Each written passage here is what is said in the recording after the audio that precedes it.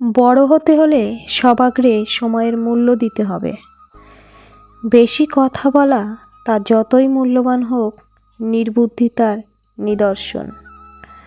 অন্যকে বারবার ক্ষমা করো, কিন্তু নিজেকে কখনোই ক্ষমা করো না।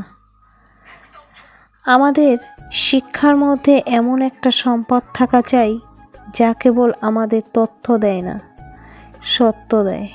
যা কেবল ইন্ধন দেয় না, অগ্নি দেয়।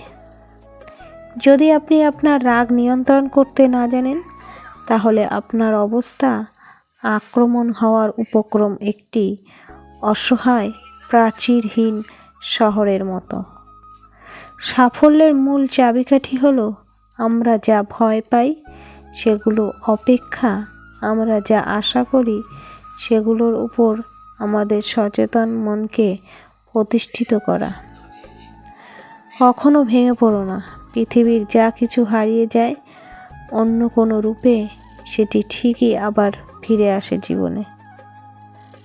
সুখে থাকাই জীবনের চরম সার্থকতা নয়, বরং কাউকে সুখে রাখতে পারাটাই হলো জীবনের সবচেয়ে বড় সার্থকতা। কখনো হাল ছেড়ে দিও না। এখনকার এই দাঁতে দাঁত চেপে করা কষ্টগুলো তোমাকে বিজয়ীর খেতাব দেবে সারা জীবনের জন্য। আপনি জলাশয়ের সেই নুড়ি হতে চাইবেন যা পরিবর্তনের জন্য তরঙ্গ সৃষ্টি করতে পারে। শত্রু মরে গেলে আনন্দিত হওয়ার কারণ নেই, শত্রু সৃষ্টির কারণগুলো এখনো মরেনি। পারিব না এ কথাটি বলিও না আর। কেন পারবে না তাহা ভাবো একবার। 5 জনে পারে যাহা, তুমিও পারিবে তাহা। পারো কি না পারো করো যতন, আবার একবার না পারিলে দেখো শতবার। নিজের লক্ষ্য ও স্বপ্নকে আপনার আত্মার সন্তান হিসাবে লালন করুন।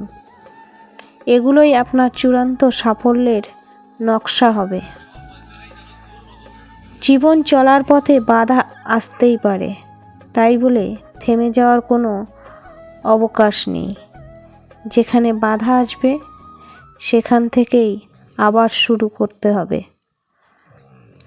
মনুষ্যত্বের শিক্ষাটাই চরম শিক্ষা, আর সমস্তই তার অধীন।